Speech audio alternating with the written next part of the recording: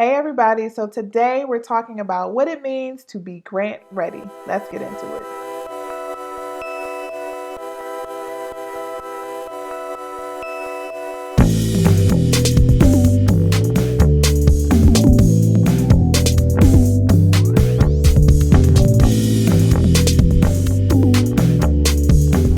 Hey y'all, this is Tiffany from Boss on the Budget. I help new and small nonprofits get up and running. If you need help with your nonprofit, be sure to subscribe to my channel because I drop a video every week. So today I want to talk to you about being grant ready, right? So you'll hear some people throw that term around, but I don't think people really understand what that means. So I'm going to break that down in particular for this video, okay? And I also want to make sure that we're clear that being grant ready means something different for a new organization versus a more established organization. So your grant readiness as a new nonprofit will look different. What you need to have in place and how you need to do that, the specifications and stuff like that is going to look different when you're new versus whether or not you're making gobs of money already or you've been around for a long time, okay? I want to be clear that in this video, I'm specifically talking to new organizations because that's what I do. I talk to new organizations. And so I'm not really talking about those people who've been around for a long time, okay? So for newbies in particular, this question around grant readiness is so important.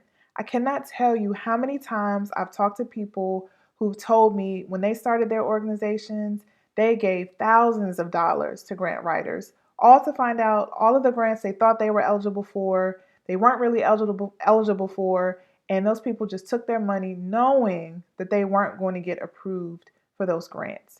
So if you don't have a strong track record, if you have no evidence of success, you don't have any strong partnerships in place, you should not be going after huge grants. You should not be hiring someone to do grants for you. You should really consider whether or not you are ready to kind of go out there and phase yourself, okay? So phase in to particular grants. If you don't have all those things that I just named, you should not be going after huge grants, but you certainly can go after small community grants like Walmart community grants and things like that for smaller amounts, okay? So just keep that in mind because I want you to avoid making those same mistakes that so many people have made before. So what do we mean by grant readiness? These are some of the things you should have in place before you attempt to really get serious with your grant writing strategy for your nonprofit. First thing you should think about is a board. Do you have a board in place? Surprisingly, there are some people with nonprofits who do not have a board in place and did not realize they needed a board, but you most certainly should have a board of directors in place. You should have a list of your board of directors, their terms, their qualifications, all of that.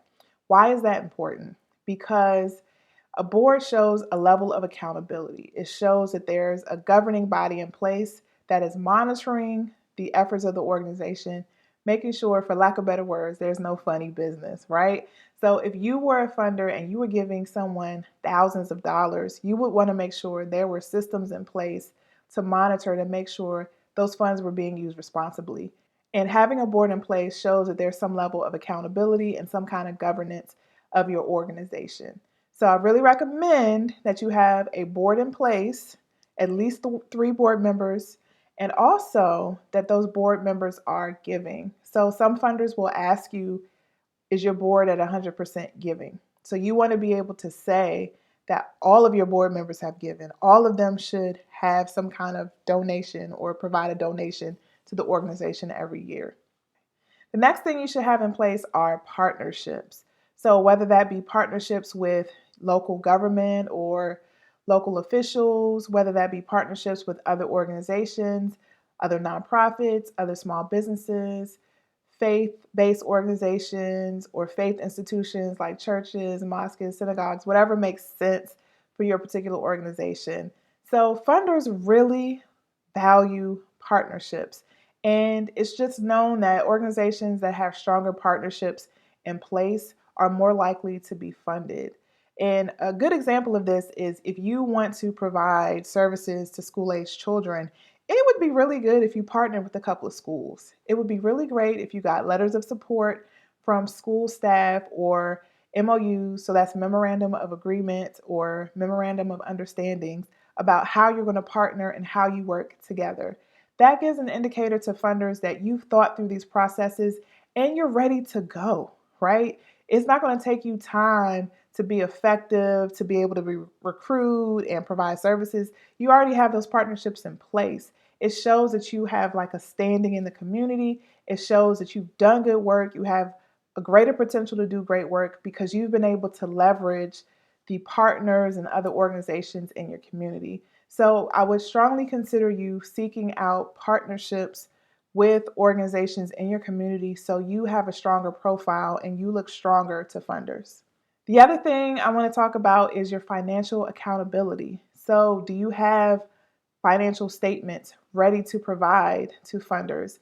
Do you fill out your 990 form every year? And a lot of people say, well, I do the 990 postcard, so it doesn't really show anything. That's why it's important to also to have your financial statements on hand to be able to provide to funders. Do you have audited financial statements? So at some point, you start making a certain amount of money, you should be having audits every year. Those are kind of expensive, so that's kind of a long-term goal, but that's something you should think about. Certain grants may also require audited statements, and if you can't afford audits, some funders are flexible with you. Sometimes they'll let you submit unaudited statements or more of a financial review, which is kind of a less stringent review of your financial accounting procedures and all of that. So you should have something in place to show that you've dealt with money, right? That you have money coming in, that you have money going out. It just speaks again to your credibility as an organization. And if you're able to produce those documents, that you have some kind of good financial accounting practices in place or you have some kind of governance in place to make sure that you can handle their gift because they don't want to give to an organization that may mismanage the funds or who cannot handle or process their gift. Another thing you should think about is, have you articulated what you do as an organization in terms of what need you fulfill or what target population you serve? And surprisingly, most organizations, especially newbies, have not done this. You really should do this before you start because that dictates everything. That feeds into your mission, that feeds into who you're going to serve, and therefore that feeds into what funders are going to give you money for serving who. So a lot of people think that funders give money just to give money to nonprofit organizations, and that's mostly not the case.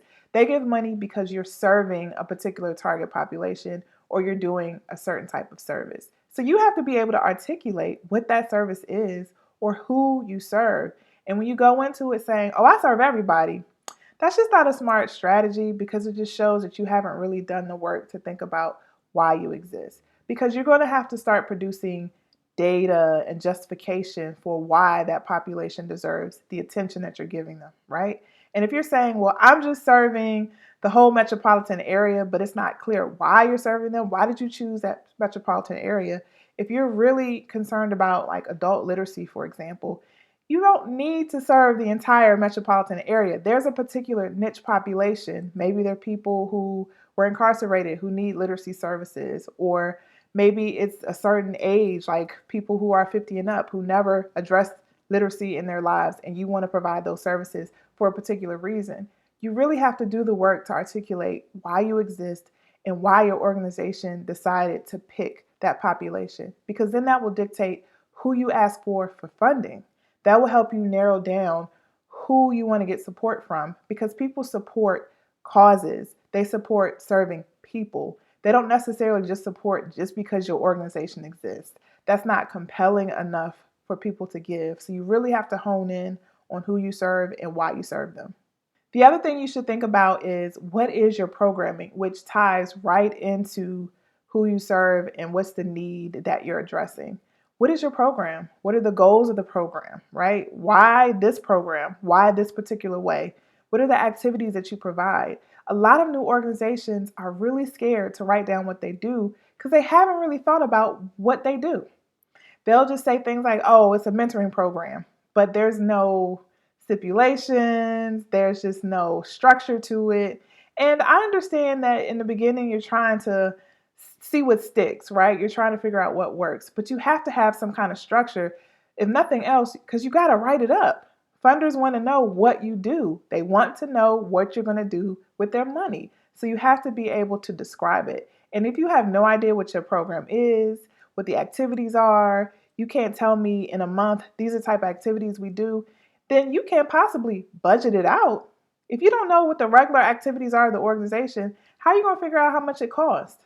Then how are you going to figure out how much to ask somebody for? So all this kind of stuff relates. You have to be able to articulate your program, what the goals are, what the objectives are, so people know what you need the money for. So the next thing, this is related to what I just talked about. All of these things connect because these are the types of things you need to have ready in order to submit in a grant proposal. The next thing you should be thinking about are your outcomes. What are you measuring in terms of success? What does success mean for your program?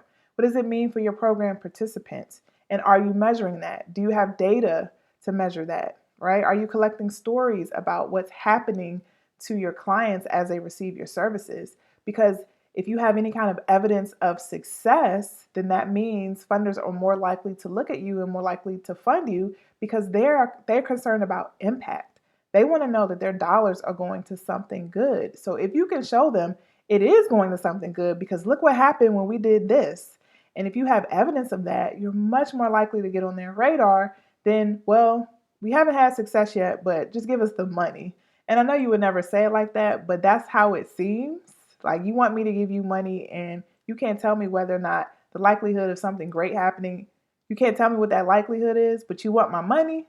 So you have to always think about the funder's perspective, where they're coming from, because that's going to largely dictate whether or not they feel like you're worthy of their money. So you have to keep that into consideration, your outcomes and any evidence of success. And the last thing is a very practical thing. Do you have your paperwork in order? So you'll find that writing grants, it's stressful to write the narrative. It's stressful to have everything and put it together in narrative form and have answer the questions that they have for you. But it's even more stressful when you're at the midnight hour and you're trying to pull together all the different paperwork requirements. So they're going to be asking you for things like your 501c3 letter, your organizing documents like your articles of incorporation, your list of board members, your budget for your organization and for your program. That kind of stuff almost every grant will ask for, okay? So you got to be ready to supply it. And if you don't have it readily available, it's going to be a headache every time you write a grant. And if you're trying to hire a grant writer, they need that information. You can't be scrambling for it or don't know where it is. You have to have it all in one place because that makes the process 10 times easier. So it seems, obvious, but I'm telling you, most people are not organized. Most people don't have that stuff all in one place. And when it's time to submit your grant, you are scrambling. So this is a very important part of grant readiness, just to make sure you have all your paperwork together, make sure you know where it is, so you can submit a grant and not have any issues. Okay, so I really hope that was helpful in understanding grant readiness. And it's grant readiness in two ways, specifically for new organizations. First, are you ready to even begin to think about substantial grants, like grants that are like $5,000 or more? Are you ready for that? So if you don't have those things that I just talked about in place, you may want to hold off. You may want to think about not going deep in until you get yourself together and you figure out what it is you actually are and what it is you actually do.